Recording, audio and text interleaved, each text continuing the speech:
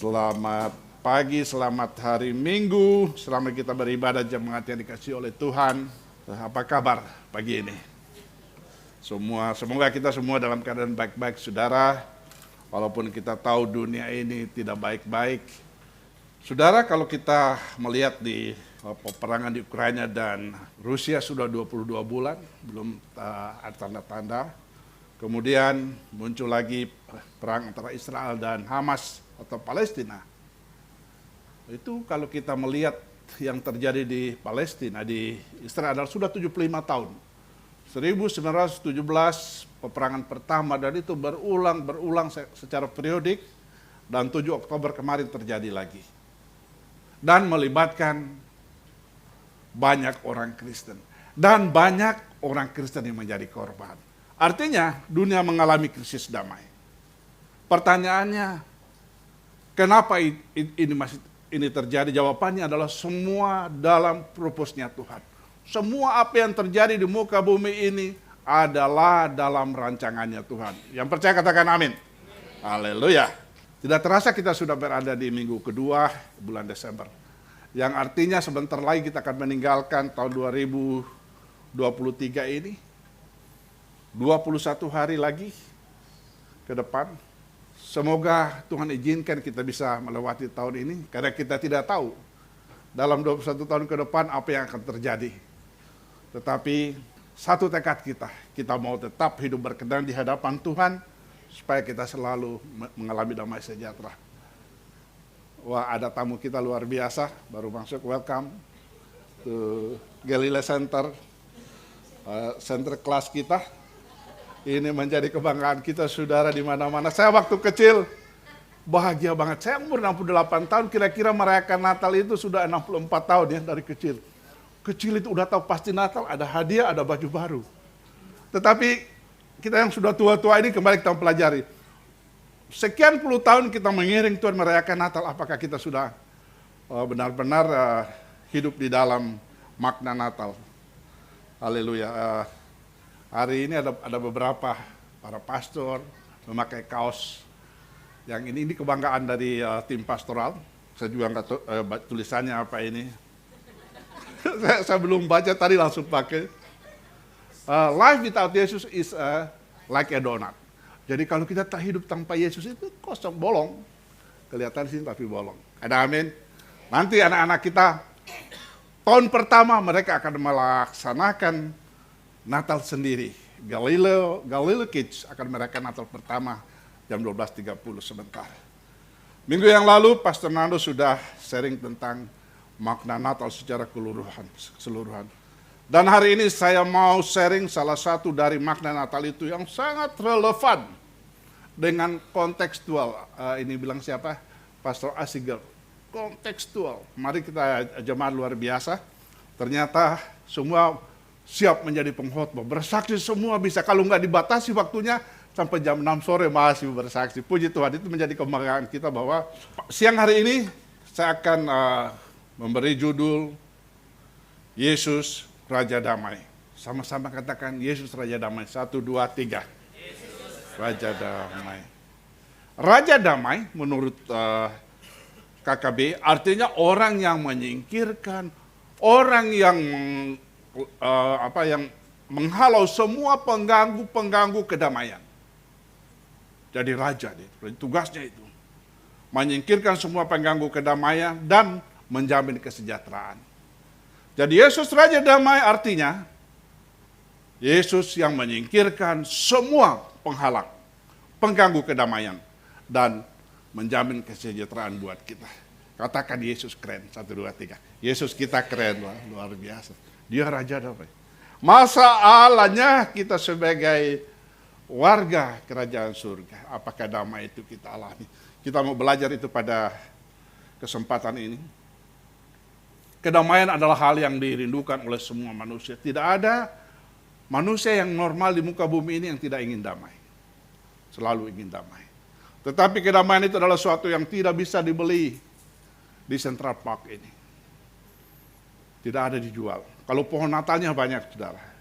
Damai tidak pernah bisa dibayar dengan uang seberapa sekaya apapun, manusia tidak akan bisa membeli yang namanya kedamaian. Kedamaian hanya akan bisa ketika kita mengambil keputusan untuk menyerahkan diri mengikuti Yesus dan taat.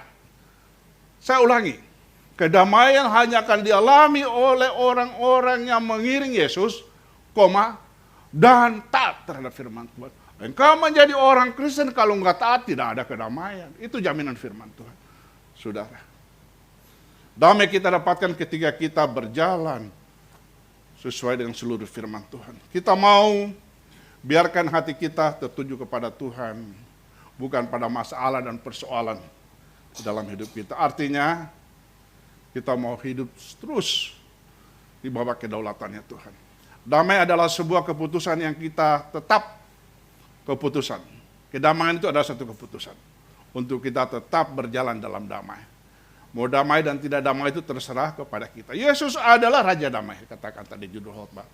Dan kalau kita tahu bahwa Yesus adalah Raja Damai, maka setiap kita perlu mengambil keputusan di tengah masalah dan persoalan untuk tidak perlu panik, tidak usah kecewa, tetapi tetap berjalan dalam damai sejahtera yang Tuhan berikan.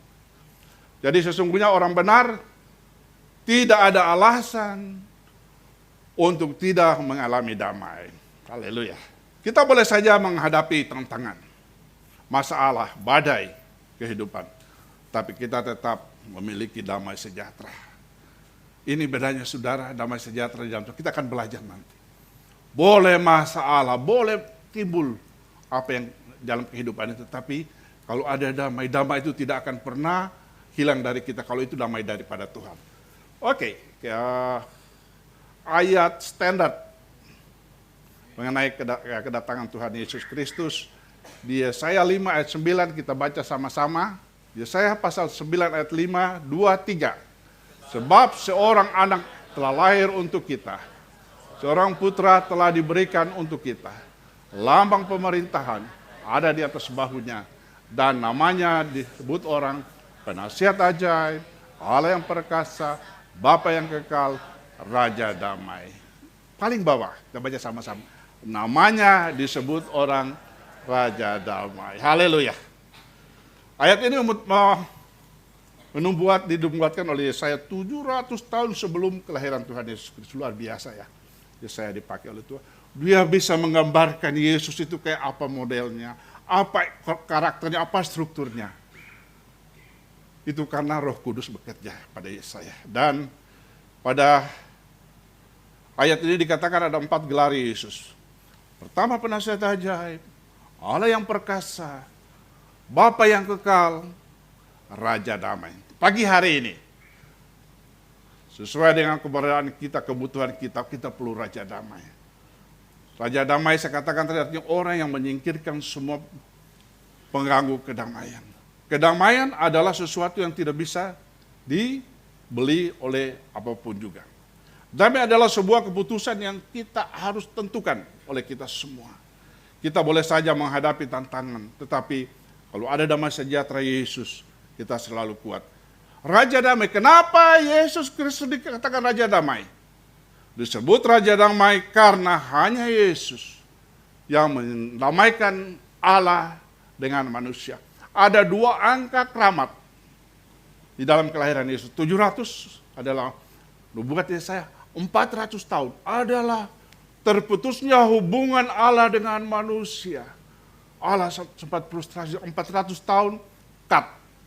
Tidak ada komunikasi Allah dengan manusia. Oleh sebab itu, Yesaya menubuatkan 700 tahun akan datang, dan setelah genap 400 tahun hubungan manusia dengan Allah terputus, maka datanglah sang pendamai itu, Raja Damai itu. Mengapa manusia harus didamaikan oleh Allah? Alasannya sebab semua orang telah berbuat dosa dan kehilangan kemuliaan Allah. Dosa membuat kita menjadi seterunya Allah, menjadi musuhnya Allah. Upah dosa adalah maut dikatakan, dan mati kekal untuk selama-lamanya, artinya masuk neraka. Allah sendiri pernah bingung, manusia ini mau dibikin apa? Sudah ditenggelamkan dengan air bah melalui Nuh. Setelah lahir lagi masih juga kepala batu, namanya manusia ya. Gimana? 400 tahun Allah ngambek, udah deh biarin aja itu manusia jadi apa. Tetapi dia punya janji menyelamatkan manusia. Sehingga dia kirimkan Yesus Kristus menjadi juru selamat kita. Haleluya. Bagaimana Tuhan mendamaikan manusia dengan Allah? 2 Korintus 5 ayat 21. Dia yang tidak mengenal dosa telah dibuatnya menjadi dosa oleh karena kita, supaya dalam dia kita dibenarkan oleh Allah. Yesus yang tidak mengenal dosa dijadikan dosa oleh karena kita. Artinya Yesus mati menggantikan kita semua. Kita yang sebenarnya harus mati, tetapi dia menggantikan kita supaya setiap orang yang percaya padanya dibenarkan oleh Allah. Artinya didamaikan dengan Allah. Tuhan Yesus sebagai Raja Damai juga memberi kita damai sejahtera berlimpah-limpah yang sangat kita butuhkan di dalam kehidupan kita sehari-hari. Jadi bukan hanya menyelesaikan hubungan Allah dan manusia, dan dia memberikan juga damai sejahtera di dalam kehidupan kita sehari-hari. Ini ayat luar biasa, kita baca sama-sama Yesaya 48 ayat 18. Jemaat, baca dan renungkan baik-baik ayat ini. Ini satu key word. Bagaimana anak-anak Tuhan itu memiliki damai sejahtera dalam hidup ini. Yesaya 48 ayat 18, 2-3. Sekiranya engkau memperhatikan perintah-perintahku, maka damai sejahteramu akan seperti sungai yang tidak pernah kering, dan kebahagiaanmu akan terus berlimpah seperti gelombang-gelombang laut yang tidak pernah berhenti. Ada amin, saudara. Pada saat saudara dan saya setia perintah-perintah Tuhan, dia bilang, damai sejahteramu akan seperti sungai yang tidak pernah kering. Siapa yang pernah lihat sungai di Tangerang yang besar, sungai Cisadane? Dia mengalir sepanjang tahun. Begitulah damai sejahtera yang Tuhan sediakan buat kita selama kita hidup berkenan di hadapannya. Dan juga kebahagiaan. Damai sejahtera itu menghasilkan apa? Hasil berikutnya adalah kebahagiaan. Anda akan bahagia, dan damai sejahtera yang kau akan bahagia. Bahagiamu itu lebih besar lagi, bukan seperti sungai, malah dikatakan seperti gelombang-gelombang laut yang tidak pernah berhenti. Yang setuju katakan amin. Kalau damai sejahteramu seperti sungai, Allah berkata, maka kebahagiaanmu akan seperti laut. Itu besar. Saya baca ayat ini, saya bilang amin, puji Tuhan. Ternyata apa merencanakan hidup saya, itu rupanya ayatnya yang luar biasa. Kunci untuk mendapat damai sejahtera berlimpah-limpah yang Tuhan Yesus sediakan adalah memperhatikan perintah-perintah Tuhan. Hidup menurut kehendak-Nya. Karena itu, bacalah Alkitab setiap hari. Renungkanlah Alkitab setiap hari. Lakukanlah firman Tuhan setiap hari. Dan bersaksi. Yang setuju katakan amin. Amin, haleluya. Kita jalan terus. Kita masuk ke Natal itu sendiri. Natal ini adalah satu yang universal. Minggu yang lalu Pastor Nando juga sudah singgung ini, bahwa Natal ini universal. Kita baca Lukas 2 ayat 14, ayat Natal. 2-3. Kemuliaan bagi Allah di tempat yang maha tinggi, dan damai sejahtera di bumi di antara manusia yang berkenan kepadanya. Haleluya. Yesus mencintai semua bangsa di dunia ini. Dia bukan saja datang untuk orang Yahudi, tetapi juga untuk bangsa-bangsa yang percaya kepadanya. Saudara, mau bukti bahwa Natal itu universal? Saya cukup Tuhan izinkan menginjak beberapa negara di dunia ini. Dan ternyata pada Natal itu ada semua. 2 kali saya Natal ada di Abu Dhabi.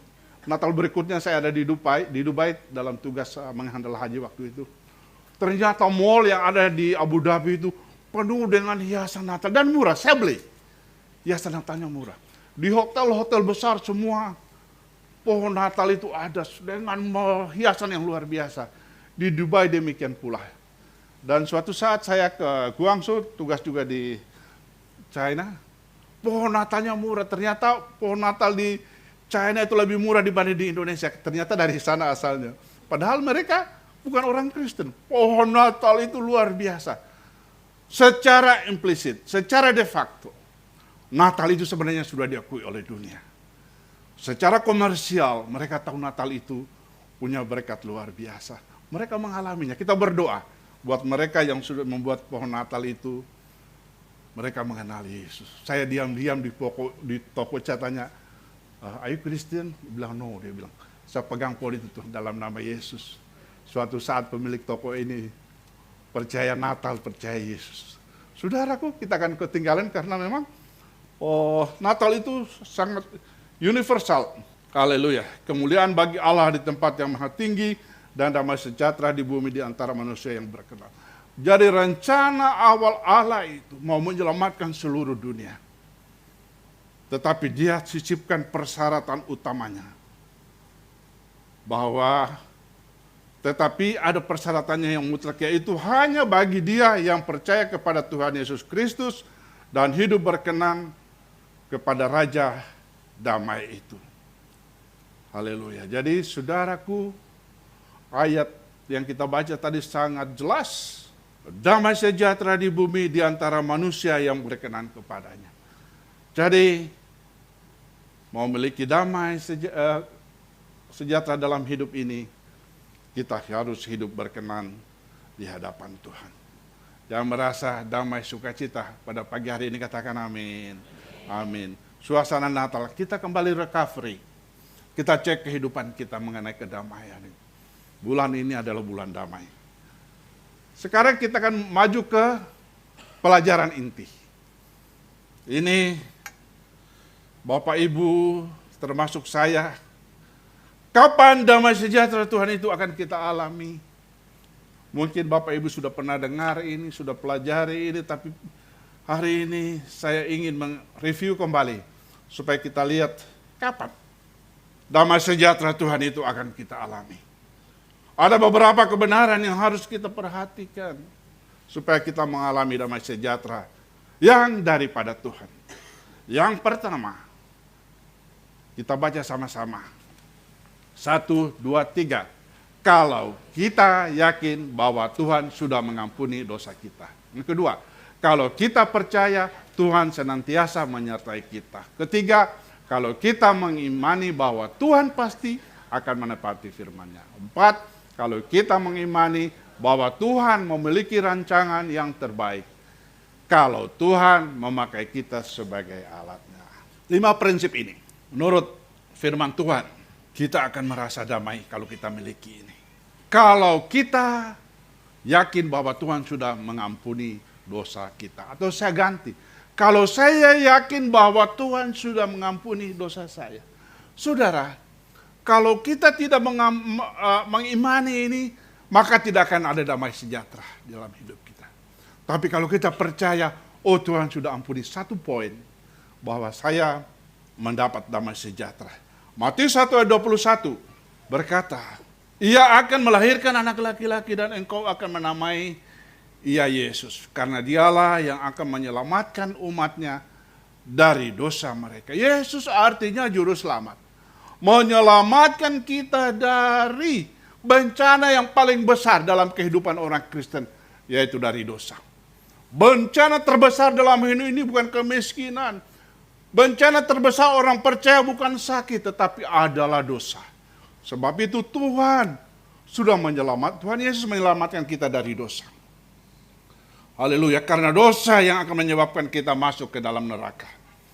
Yang percaya dosanya sudah diampuni oleh Yesus, katakan amin. Amin, haleluya. Poin 1, yang kedua. Kalau kita percaya, Tuhan senantiasa menyertai kita. Kalau saya percaya, Tuhan senantiasa menyertai saya. Ini ayat yang berulang-ulang disampaikan. Tapi apakah kita mengimani itu? Matius 1 ayat 23 berkata, sesungguhnya anak darah itu akan mengandung dan melahirkan seorang anak laki-laki. Dan mereka akan menamakan dia Immanuel, yang berarti Allah menyertai kita. Bagaimana kita bisa tenang di tengah segala tantangan yang ada di dunia? Kalau kita sadar Immanuel, Allah beserta dengan kita. Artinya Allah ada di pihak kita dan menyertai kita dimanapun, kapanpun, dan dalam kondisi apapun. Alkitab berkata, jika Tuhan ada di pihak kita, siapa yang akan bisa melawan kita? Yesus berjanji, aku menyertai engkau sampai kesudahan alam, sampai akhir zaman. Dan kalau Tuhan beserta dengan kita, maka ketenangan pasti akan kita dapatkan. Ada amin, saudara? Kita tahu ini dihafali orang Kristen, tetapi apakah kita mengimaninya? Dan kalau Tuhan, karena Dia mampu menolong kita dalam tinggal tenang dan percaya terletak kekuatan kita. Saya ulangi, dalam tinggal tenang dan percaya kepada Yesus terletak kekuatan kita. Artinya kita tidak mengandalkan kekuatan kita, kekayaan kita, kepintaran kita.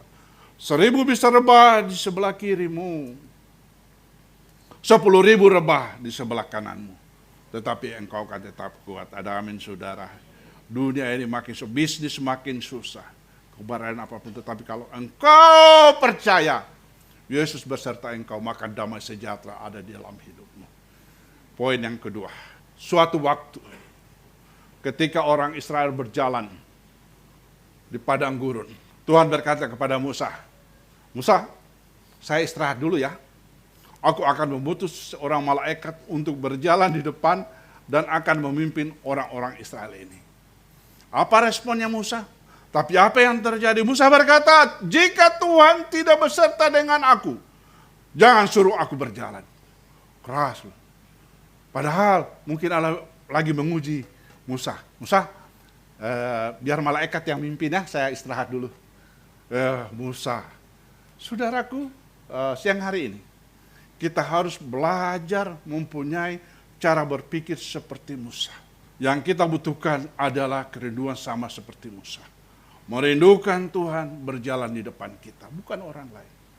Bukan senior pastor, bukan eksekutif pastor, bukan koordinator yang ada di Galilee Church ini yang kamu minta berjalan di depanmu, tetapi Yesus. Yang setuju katakan amin. Natal artinya Emmanuel, Allah beserta kita, dan ketika Allah beserta kita, maka kita pasti mendapatkan pertolongan daripadanya. Maka ada damai sejahtera. Yang ketiga, kalau kita mengimani bahwa Tuhan pasti akan menepati firman-Nya. Lukas 1 ayat 31 sampai 33 berkata, sesungguhnya engkau akan mengandung dan akan melahirkan seorang anak laki-laki, dan hendaklah engkau menamai dia Yesus. Ia akan menjadi besar dan akan disebut orang Allah yang maha tinggi. Dan Tuhan Allah akan mengaruniakan kepadanya tahta Daud bapa leluhurnya. Maria waktu mendengar perkataan malaikat ini, tidak mengerti apa maksudnya dari perkataan malaikat ini. Tetapi dengan kerendahan hati, respon daripada Maria, pada ayat 37, dia katakan, ini kata malaikat, respon daripada Maria, sesungguhnya aku ini adalah hamba Tuhan. Jadilah padaku menurut perkataanmu itu. Ada amin, saudara. Beranikah Galileans berkata seperti itu?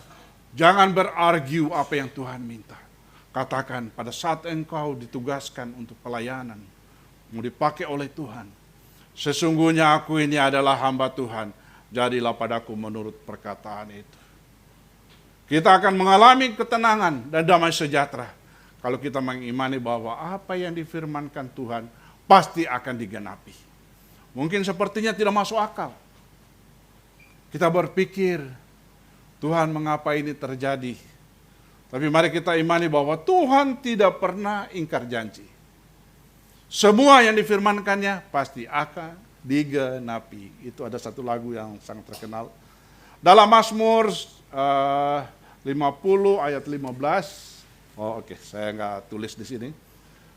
Alkitab mencatat, berserulah kepada Tuhan pada waktu kesesakan. Aku akan meluputkan engkau dan engkau akan memuliakan aku. Hidup ini tidak selalu gampang. Tetapi Alkitab firman Tuhan berkata, berserulah kepadaku dan aku akan luputkan engkau. Puji Tuhan. Yang keempat, kita akan mengalami damai sejahtera pada poin keempat kalau saya mengimani bahwa Tuhan memiliki rancangan yang terbaik. Ini sering mismanagement. Ini sering disalahartikan. Abraham pun pernah gagal dalam hal ini. Waktu istrinya mengatakan, wah ini kali rencana Tuhan, ternyata rencananya dia. Memberikan pembantunya kepada Abraham. Dan anak-anak Tuhan Galilean, dan termasuk saya sering juga gagal dalam hal ini. Matius 1:20, tetapi ketika ia mempertimbangkan maksud itu, malaikat Tuhan nampak kepadanya dalam mimpi dan berkata, Yusuf, anak Daud, janganlah engkau takut mengambil Maria sebagai istrimu. Sebab anak yang di dalam kandungannya adalah dari Roh Kudus. Tetapi ketika ia mempertimbangkan maksud itu pada ayat 19 dikatakan, Yusuf udah berpikir, saya tinggalkan aja deh, Maria ini kasihan dia. Kalau dia hamil tanpa pernikahan. Karena pada waktu itu aturan hukum Taurat sangat berat. Pada saat Yusuf putus asa dan mempunyai rencana, maksud itu, malaikat datang kepadanya dalam mimpi dan waktu. Yusuf, anak Daud, janganlah engkau takut mengambil Maria sebagai istrimu, sebab anak yang ada di dalam kandungannya adalah daripada Roh Kudus. Agenda pribadi dari Yusuf dan Maria bubar, tetapi agenda Tuhan yang lebih baik terlaksana. Mungkin kita punya cita-cita, punya rencana, ada kerinduan, mungkin mau nikah, punya gedung, rumah yang bagus, mempunyai pokoknya apapun rencana kita. Kita mungkin sudah berusaha untuk mewujudkan menjadi sebuah kenyataan. Tetapi seringkali kita gagal. Benar atau betul? Dan ketika rencana kita gagal, kita stres. Kita depresi. Karena kita berpikir semua yang terbaik akan terjadi kalau rencana kita yang terlaksana. Tetapi yang terbaik bukan kalau rencana kita yang jadi, tetapi rencana Tuhan yang jadi. Jalan kita beda dengan jalannya Tuhan. Pikiran kita tidak sama dengan pikiran Tuhan. Tetapi percayalah, jalan Tuhan adalah jalan yang lebih baik daripada jalan kita. Yang setuju katakan amin. Jadi saudaraku, yang keempat alasannya, percayalah bahwa rencana Tuhan itu akan selalu terbaik dalam hidup kita. Orang menyadari bahwa Tuhan memiliki rencana yang terbaik, akan mengalami damai sejahtera. Walaupun kelihatannya mengalami kegagalan, Tuhan bisa mengubah manusia. Tuhan bisa ubahkan menjadi keberhasilan. Tuhan bisa mengubah batu sandungan menjadi batu loncatan. Tuhan bisa mengubah ratapan menjadi tari-tarian. Tuhan bisa mengubah air mata penderitaan menjadi air kehidupan. Tuhan memiliki rencana yang terbaik buat kita semua. Baik seluruh Galilea, buat yang beribadah on-site maupun yang online. Tuhan memiliki rencana yang terbaik bagi kita semua yang mengasihi Dia. Yang percaya katakan amin. Pelajaran kelima, terakhir. Kita akan merasa damai kalau Tuhan memakai kita sebagai alatnya. Ini penting sekali, Galilean, gereja Galilea memastikan melakukan hal ini supaya damai sejahtera dialami oleh seluruh jemaat yang ada. Lukas 1 ayat 46 hingga 48 berkata, lalu kata Maria, jiwaku memuliakan Tuhan dan hatiku bergembira karena Allah, juru selamatku. Sebab ia telah memperhatikan kerendahan hati hambanya. Sesungguhnya mulai dari sekarang segala keturunan akan menjemput aku berbahagia. Maria itu adalah seorang gadis desa yang sederhana. Tidak ada yang hebat yang ada dalam dirinya. Tapi Tuhan memberi kasih karunia. Dia dipercayakan menjadi bunda Kristus. Menjadi bunda Yesus. Sang juru selamat itu. Dia wanita biasa, sederhana. Dan dia berkata, siapa aku Tuhan? Aku menjadi bunda daripada Tuhan itu, juru selamat itu. Alkitab berkata, Tuhan memperhatikan kerendahan hambanya. Menjadi pelayan Tuhan, menjadi koordinator, menjadi apapun di dalam gereja, harus sama dengan Maria. Haleluya, sangat merendahkan hatinya. Dia berkata, siapa aku? Jangan kita menjadi pelayan Tuhan, hitung-hitungan dengan Tuhan. Saya sudah capek Tuhan. Itu tidak menjadi berkat. Damai sejahtera tidak akan kita alami. Tetapi Maria dengan rendah hati berkata, sesungguhnya mulai dari sekarang segala keturunan akan menyebut aku berbahagia. Orang yang dipakai Tuhan untuk melayani mendapat kehormatan katanya. Pelayanan itu bukan beban. Katakan pelayanan itu bukan beban. 2, 3. Pelayanan itu bukan beban. Itu kata Tuhan. Pelayanan itu bukan beban loh. Tetapi kasih karunia. Jadi saudara yang terlibat di dalam pelayanan itu adalah kasih karunia Tuhan. Katakan amin.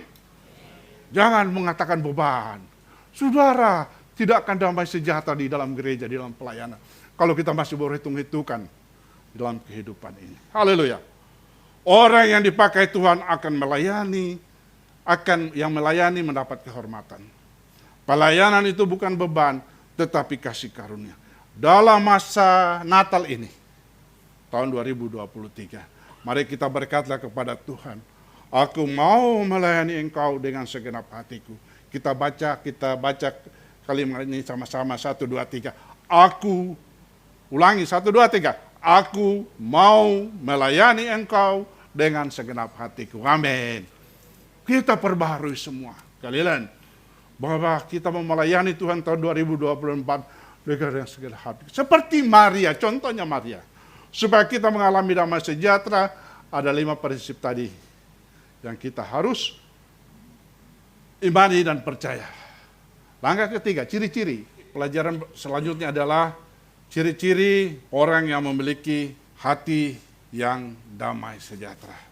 Galati 5 ayat 22 hingga 23. Galati 5 ayat 22 hingga 23 berkata, tetapi buah roh ialah kasih, sukacita, damai sejahtera, kesabaran, kemurahan, kebaikan, kesetiaan, kelemah lembutan, dan penguasaan. Damai sejahtera itu adalah fondasinya. Saya katakan kenapa menjadi fondasinya. Bagaimana engkau mengasihi orang tanpa memiliki damai sejahtera? Bagaimana engkau jemaat bersuka cita kalau tidak ada damai sejahtera? Bagaimana kita memiliki kesabaran kalau tidak ada damai sejahtera? Bagaimana kita mempunyai kemurahan kalau tidak ada damai sejahtera dalam hati kita? Bagaimana kita menjadi baik kalau kita tidak memiliki damai sejahtera? Kita mau setia kalau ada damai sejahtera. Damai sejahtera itu akan menjadi fondasi dalam kehidupan rumah tanggamu, di dalam pelayananmu, dimanapun berada. Pada ada saat damai sejahtera, engkau akan berbuah lebat. Buah-buah roh itu akan kelihatan. Bukan dihafal, tetapi dilihat oleh dunia ini. Dilihat suamimu, dilihat istrimu, dilihat anak-anakmu, dilihat tetanggamu, dilihat jemaat. Oh, buahnya ini. Ada amin saudaraku. Haleluya. Cek keadaan kita siang hari ini. Semoga kita semua didapatinya berkenan di hadapannya. Kesimpulan firman Tuhan, damai sejahtera tidak bisa kita alami dengan kekuatan kita sendiri, itu pasti. Jangan memaksakan. Damai sejahtera berasal dari Tuhan. Bahwa sumber damai sejahtera itu adalah dari Tuhan Yesus sendiri. Dunia ini memberi apa? Kenyamanan. Bedanya damai sejahtera dan kenyamanan adalah damai sejahtera itu dari hati, dari roh kita. Sedangkan kenyamanan, kesenangan itu dari luar. Contohnya, kalau saya waktu kecil diberi hadiah oleh ayah saya, senang, itu namanya nyaman. Tetapi damai sejahtera damai sejahtera itu beda. Dia dari dalam. Walaupun di luar tidak memberikan kita hadiah, tapi dalam hati kita ini ada terus damai sejahtera, akan berbuat terus.